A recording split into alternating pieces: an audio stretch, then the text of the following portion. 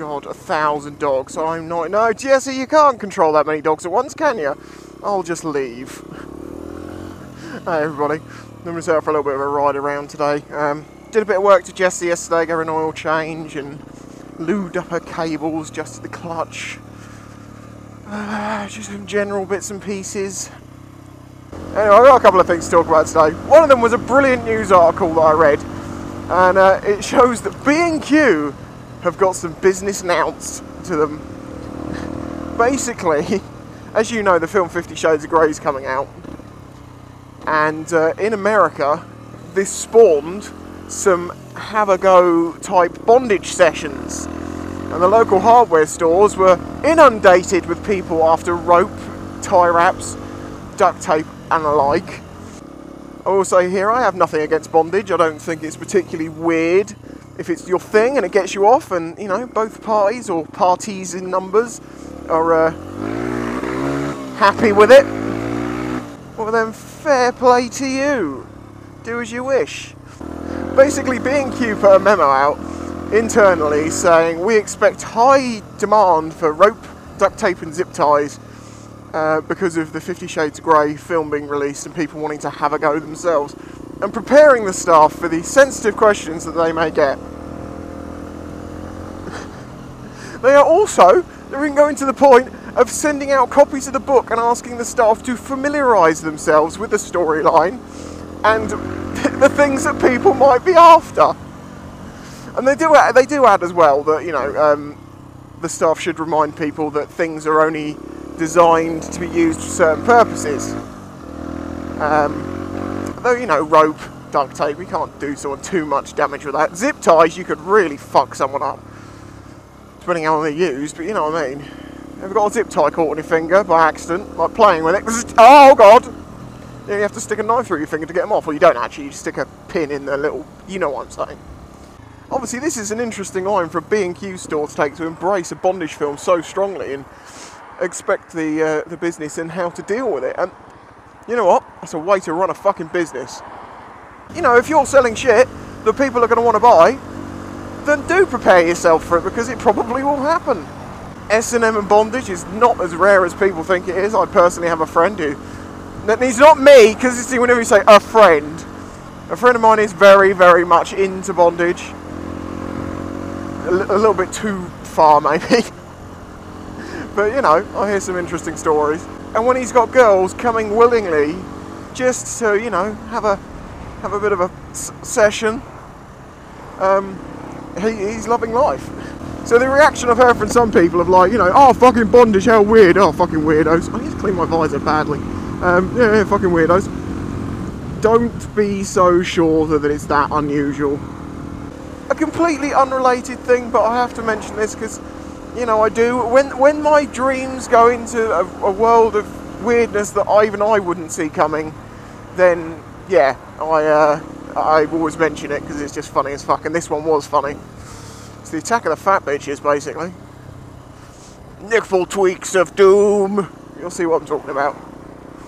Okay, so I've got a dream.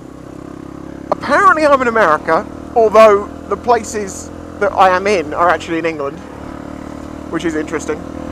There's some very strange things going on. There was this weird sort of passenger-looking craft, but instead of having a T-tail, you know, tail like that, it had what I'd call a K-tail, which is flat, and then a V in the middle.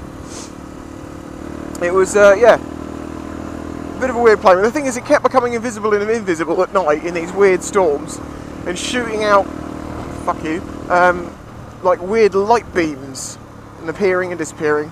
You know, it's not so weird in the realms of my dreams. The talk of alien races, and driving into a field and having these weird sort of invisible vortexes spinning around, writing out crop circles, which are obviously nothing to do with UFOs, aliens, or anything like that. Oh God, you went and said it, didn't you? Keep calm in the comments, please. You know, all of these things, relatively weird, but not that weird. Well, anyway, at some point, me and a couple of my mates, who I haven't seen for quite some time actually, which is kind of another weird thing about it, are in this van. We're about to pull out, reverse out of this parking space, And these 3 massively fat women, I mean like massively fat women, hugely, just unbelievably fat women, come bouldering their way along to us, you know. But the thing is, they're all identical down to their clothes and everything. They're almost like they're clones. It kind of reminds me of like a fat zombie, you know what I mean? But not actually a zombie. Anyway, so we reverse the car out, we swing it sideways to hopefully smash them out of the way, you know, a bit of like a J-turn. It doesn't work, just hits them and they absolutely, the car stops dead into their huge bulging tits and bellies. Well anyway, then their arms come through the window with their flapping bingo wings trying to get to us. And in my dream, I'm not scared, I'm more just like, oh my god, get off me! Ah! And I'm trying to fend him off and I'm like, for fuck's sake, get off me! Fucking choose how to drive or something! And in my dream I'm like, I don't know what else to do, go for a nipple tweak! So I'm like, it's not working! They resisted the nuclear nipple tweak.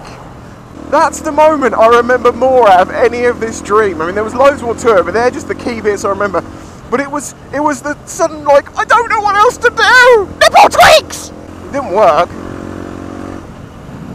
I don't remember what happened after that. I assume we got eaten. Bondage, fat bitches, and nipple tweaks. There's a fucking title in it. Oh, I might even have to do that. It won't be my weirdest title, I'm sure. Must go and put some air in my tyres before I forget. It's fucking irritating. I keep meaning to buy some 45-degree adapters just to make it easier, because my front one's fine, but my rear one, you basically have to put the wand inside the wheel. You'll probably see what I mean. Front one, no problem. Except it's extremely low.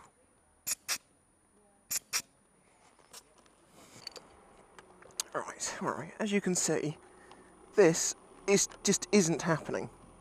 From any direction, in any way, it never goes on. So you have to kind of thread it through the wheel, bring it back up,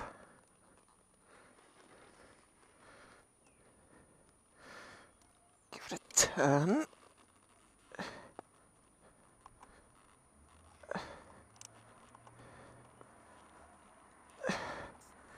hammer on.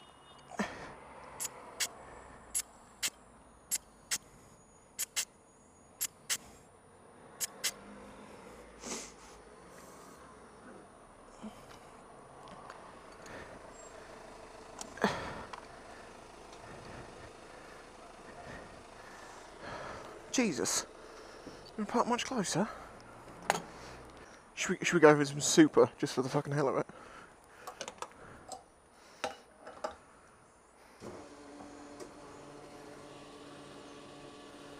There we go, new oil, tank of fuel, tyres pumped up. Feels lovely. It's a indecisive driver who's going to turn in there, probably without indicating. Yep. Swinging out. Oh, indicates at the last moment and then pulls in. Top driver, top work. Weren't too fucking predictable, were ya?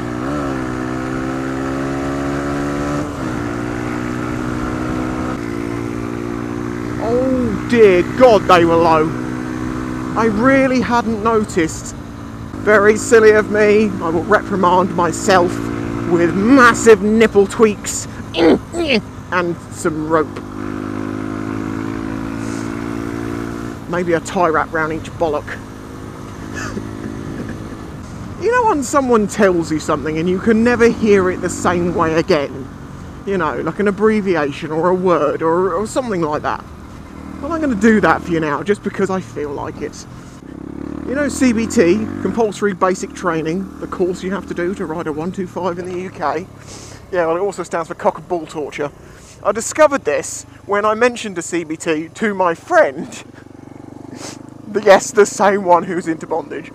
And I said to him, oh, I think it's going back quite a while now. I was like, oh, I'll go and retake my CBT. He was like, what? I was like, CBT, I'm going to go and do my CBT. And he's like, you know what that stands for, right? And I'm like, no. He's like, cock and ball torture. Ever since then, CBT, it doesn't go CBT bike thing, it goes cock and ball torture first in my brain. Oh, the crows, I forgot. Fuck off. You all having a bath? No, you can stay and have a bath. I want to watch. I want to watch you all like I watch everyone else in the bath. I'm not even joking. When I'm working, right, not when I'm on holiday. In fact, oh god, my holiday ends like this Tuesday. It's been a nice time off. It's not been like a do-nothing holiday. It's been a get shit sorted holiday. But I just feel so much more relaxed now that, you know, it was worth spending the time sorting shit out. Anyway, what was I saying? Yeah, when I'm back to work, I tend to watch most of the YouTube videos that I have time to watch while in the bath on my Nexus. Just so you know that. Just a comment from me in the late evening, or sort of mid to late evening. Very good chance I was naked when I wrote it. Just letting you know. I think also a lot of people watch my videos when they're taking a shit. From some of the comments I've had.